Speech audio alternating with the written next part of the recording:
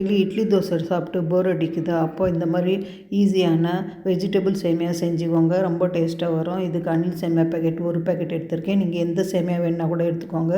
ஒரு medium size வெங்காயம் பொடியாக கட் பண்ணி வச்சுருக்கேன். இப்போ செய்கிறது பார்க்கலாம். அடுப்பு பற்ற வச்சுட்டு பாத்திரம் வச்சுட்டேன்.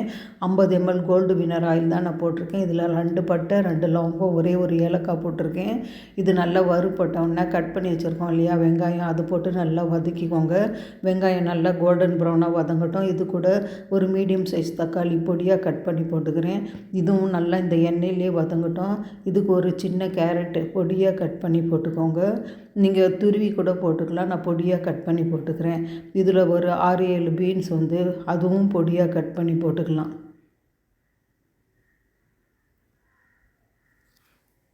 போட்டு நல்லா வதக்கிக்கோங்க. இது கூட ஒரு சின்ன உருளைக்கிழங்கு தோல் சீவிட்டு வாஷ் பண்ணி இதையும் பொடியாக கட் பண்ணி போட்டுக்கிறேன். இதையும் நல்லா வதக்கிக்கோங்க. இதில் வேக வச்ச பட்டாணி தான் நான் போடுறேன். பச்சை பட்டாணி போடுறதா இருந்தால் நீங்கள் கொஞ்சம் வேக வச்சு போட்டிங்கன்னா சீக்கிரம் வேகும். பாருங்கள், இதையும் கலந்து விட்டு 1.5 ஸ்பூன் இஞ்சி பூண்டு பேஸ்ட்டு இதையும் நல்லா போட்டு கலந்துக்கோங்க. இதில் 1 ஸ்பூன் மிளகாத்தூள், 1 ஸ்பூன் மல்லித்தூள், 1/2 ஸ்பூன் மஞ்சத்தூள் இதுவும் நல்லா போட்டு மிக்ஸ் பண்ணிக்கோங்க. இதுக்கு கரம் மசாலா நான் டேஸ்ட்டுக்கு போடுறேன். கரம் மசாலா அதே ஸ்பூனில் 1 ஸ்பூன் வர அளவுக்கு போட்டுக்கோங்க.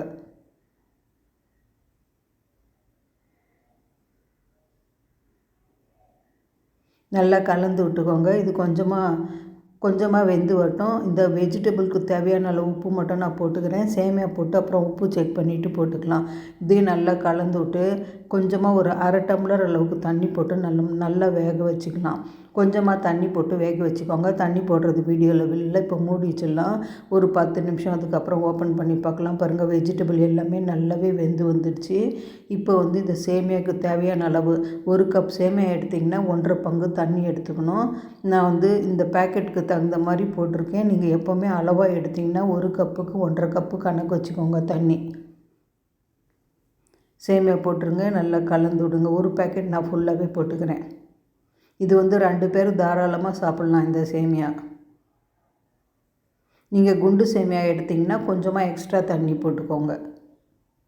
பாருங்கள், நல்லா அடியிலேருந்து நல்லா கலந்து விடுங்க.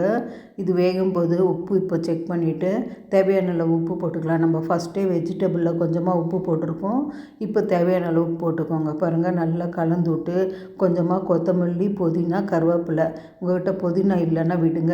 கருவேப்பிலையும் கொத்தமல்லியும் நல்லா வாஷ் பண்ணிவிட்டு பொடியாக கட் பண்ணி போட்டு 5 நிமிஷம் தம்முக்கு விட்டிங்கன்னா சூப்பரான வெஜிடபிள் சேமியா ரெடி. சைட் டிஷ் தயிர் ஊறுகாய் வச்சு சாப்பிடுங்க. சூப்பராக இருக்கும்.